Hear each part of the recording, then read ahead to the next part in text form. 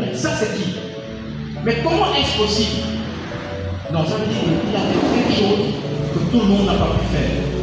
Mais attention, attention, je l'ai déjà dit, tout conquérant est forcément accompagné d'un esprit qui le rend conquérant. Amen. Quelqu'un n'a pas compris ça? Tu vends tes 2 tomates, l'autre aussi vend ses 2 tomates, mais tes tomates en face de ces tomates, ça ne peut pas briller. Parce que lui, il a un esprit qui nettoie la tomate. Et lui, il a un esprit, puisque c'est cet esprit qui a en fait façonné le client, donc le client reconnaît en fait la bonne tomate, la tomate de son maître. Yeah. Donc la tomate parle. Et sinon, viens ici, pasteur Stéphie. Moi, ça dit que même Stéphie lui-même, le pasteur Stéphie, ne sait même pas que c'est la tomate qui a dit de parler.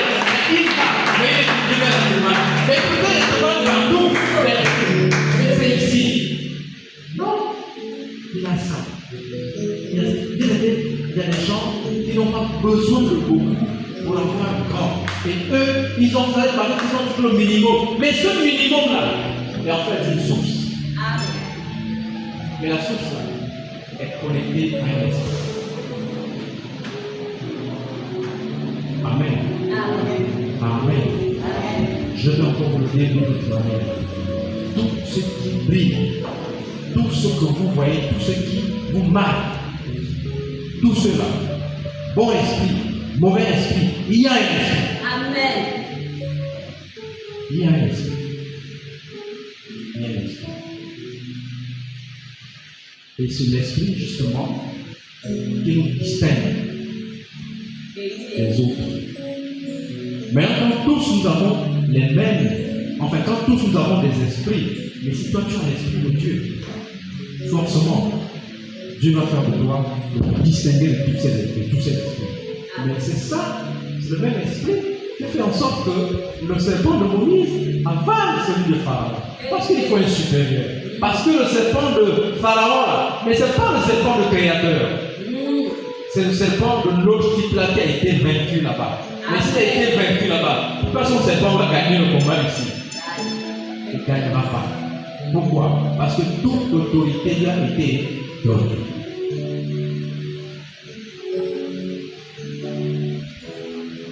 Amen.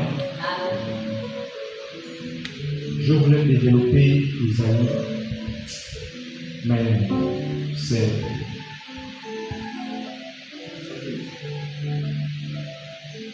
je suis en train de dire à quelqu'un que toutes les alliances sont permises. La seule condition que tu sois dans une alliance qui domine, afin que tu ne sois pas absorbé par les autres alliances. Et donc,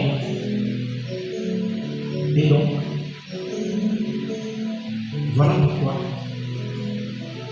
même là où il y a le désert, toi, tu prospères.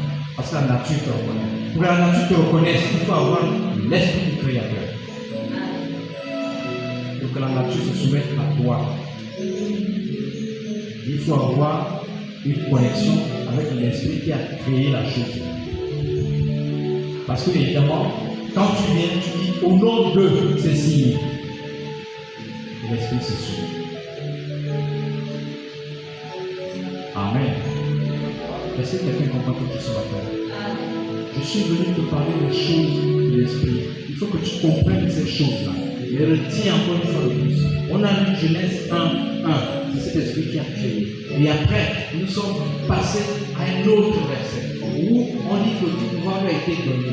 Mais il dit, il faut aller, il faut les enseigner. Et faites-en des disciples. Je te pose la question.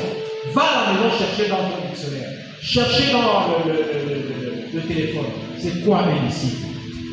Dès que tu as tous ces éléments-là, alors à partir de maintenant, ne fais plus comme toi tu veux, mais fais comme Jésus t'enseigne. Parce que Jésus dit, enseignez-les et qu'ils pratiquent.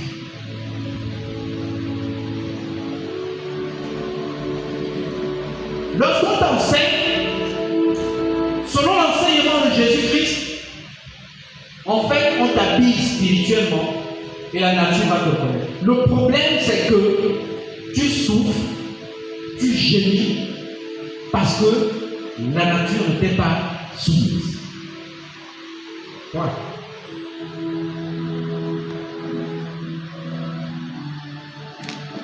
Quand tu arrives,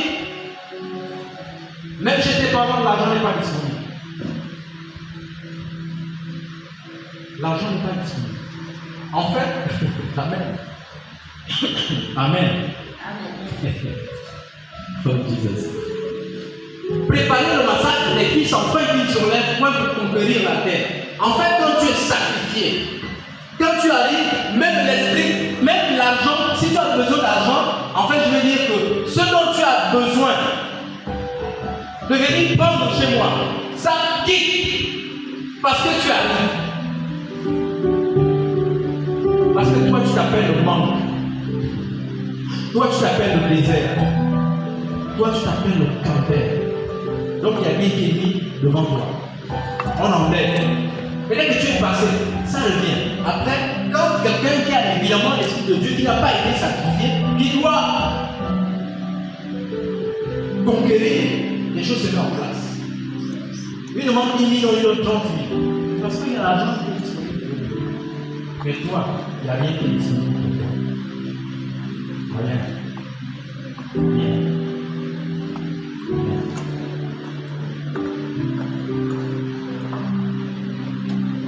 Amen. Oh, les amis n'est pas bien.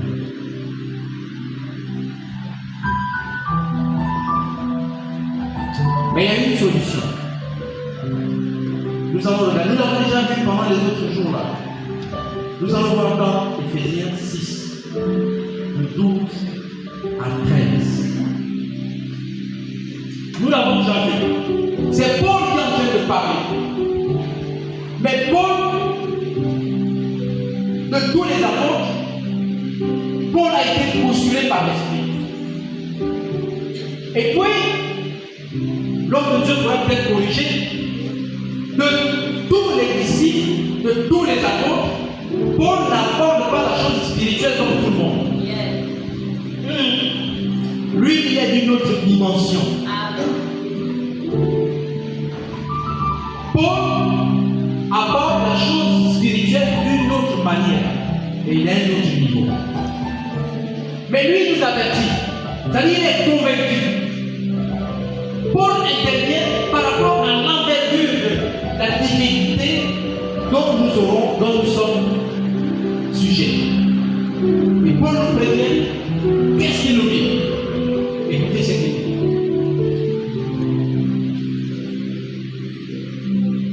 Éphésiens 6, de 12 à 13. Car nous n'avons pas à lutter contre la chair et le sang, et contre les dominations, contre les autorités, contre les princes de ce monde de ténèbres, contre les esprits méchants dans les lieux célestes. C'est pourquoi prenez toutes les armes de Dieu afin de pouvoir résister dans le mauvais jour et tenir ferme après avoir tout surmonté. Amen. Amen. Paul dit, ce n'est pas contre le sang, ni la chair, mais contre Satan. Parce qu'il a perdu le combat là-bas. Paul ne parle pas de ce qui se passe au ciel. Paul parle de ce qui se passe ici. Mais sous la domination d'un groupe de personnes qui se trouvent dans les lieux célestes. Leur problème, c'est la terre. Ils doivent dominer. Paul dit, le combat que nous avons à mener, ce n'est pas un combat charnel. Ce n'est pas un combat par le sang. C'est un combat spirituel. Donc voilà pourquoi nous devons nous revêtir de toutes les armes de Dieu. Voilà pourquoi nous devons être disciples de Jésus-Christ. Jésus-Christ dit, allez-y, enseignez-les et qu'ils pratiquent ces choses. Allez-y, enseignez-les, afin qu'ils soient revêtus de toutes les armes de Dieu. En fait, Jésus-Christ est en train de doter les apôtres pour aller enseigner les autres là-bas. Parce que le combat est grand. En fait, Jésus est simplement en train de demander aux apôtres que, comme vous êtes devenus comme moi, alliés désir aussi de rendre les autres comme vous. On parle ici du Saint-Esprit. On parle ici d'une préparation à entrer dans une dimension spirituelle. Et il s'agit de ça. Parce que les combats sont d'abord spirituels. Les décisions sont d'abord spirituelles. On est au commencement. Il a créé. Mais c'est d'abord le spirituel qui a mené la création. Ce n'est pas le sang, ce n'est pas la chair. Mais le sang et la chair ont été amenés à l'existence par l'esprit.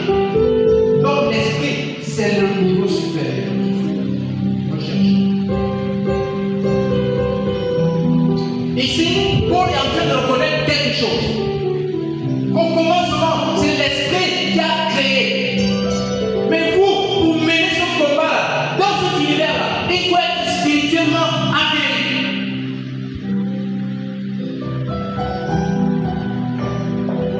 Pour que le pays donne le meilleur fruit, il faut être aguerri. Il faut avoir le code spirituel. Il faut savoir où se placer. Ce n'est pas la force physique. Non, c'est spirituel. Parce que ces gars-là, ils font des choses que vous ne pouvez pas imaginer afin que vous soyez assujettis. Maintenant, pour sortir de là, pour être délivré. Amen. Amen. Le combat de l'homme qui était justement à la tombe avec 1300 démons dans le corps, ce n'était pas un combat par la chair ou par le sang.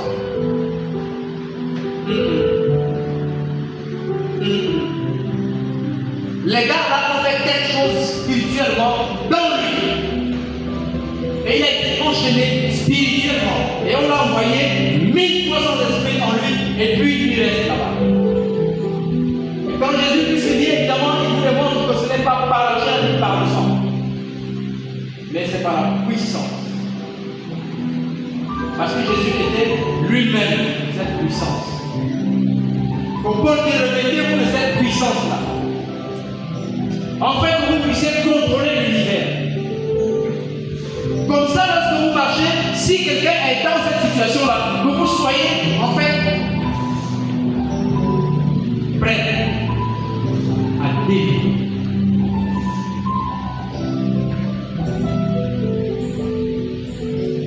Je ne sais pas si quelqu'un comprend. En fait, ce n'est pas une affaire d'émotion. Je crois. Oui, je crois que Dieu avait le temps. Il ne s'agit pas de ça. Ça, c'est, comme l'homme de Dieu l'a dit ici, ça, c'est une révélation de ta chair et ton sang. On l'a expliqué la dernière fois. Si Dieu peut révéler, mais autre chose, il peut te révéler quelque chose.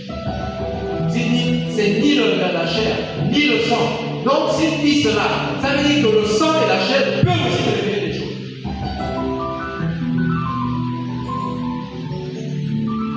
Donc, en fait, à un moment donné, je vais poser la question: est-ce que tu es un disciple de Jésus? Est-ce que tu mets ce qu'on t'a enseigné en pratique? Parce que c'est seulement en étant disciple de Jésus et en mettant en pratique cet enseignement-là que tu vas devenir spirituel. Et bien sûr, le verset qui vient juste après, je l'avais déjà collé. C'est le suivant. On va demander aux frères, et c'est l'avant-dernier verset, parce qu'il y a un verset que je vais vous lire, mais pour juste vous démontrer les bienfaits du Saint-Esprit dans nous. Écoutez ce que Paul dit encore. Bien aimé, c'est-à-dire tous les versets que je t'ai donnés là, il faut les classer comme je les ai classés comme ça. Parce que dans mon esprit, je suis convaincu que c'est comme un habit spirituel que je te donne la force d'étudier cela. Tu ne vas pas aller n'importe où. Sauf maintenant, si tu as, comment dire ça, si tu as déjà une révélation qui te permet de capter un autre verset, eh bien, ça. Je te dis, par l'école, par étudier cela, et tu vas comprendre que ça va t'aider. On ne t'a pas demandé d'aller geler, d'aller plier. Non, on t'a demandé de comprendre que l'esprit de la création, c'est celui-là, et la création se soumet à cet esprit-là. Et que si tu as cet esprit-là, alors l'univers va se soumettre à toi. Et puis tu n'as pas à forcer. Si tu veux multiplier le Père chez toi, tu vas le multiplier, tu manges. Même si je te demandais pour le Père a aidé quand, c'est ton problème.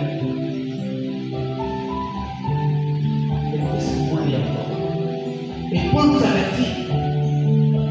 Paul nous interpelle d'abord que le combat que tu as mené, ce n'est pas un combat physique ou charnel. Et tu n'as pas lutté contre qui? Tu as lutté contre les puissances invisibles. Attends. Si tu n'es pas spirituel, mais comment veux-tu mêler le combat spirituel? Donc tu vas te faire malmener. Amen. Mais tu vas poigner le mur. En fait, tu es comme un aveugle qui veut traverser la route. Tu n'as pas de pied. Mais la voiture va te tamponner si tu es au boulevard. Et ce qui se passe, tu as envie de traverser un boulevard, mais tu es aveugle, mais c'est suicidaire. Mais tu as envie de mener un combat spirituel, tu n'es pas spirituel, mais c'est suicidaire. Si tu es spirituel, tu vas par la pensée, et bien ta pensée va te confirmer que tu ne vaux rien. Ils vont te corriger. Ce n'est pas n'importe qui, les princes.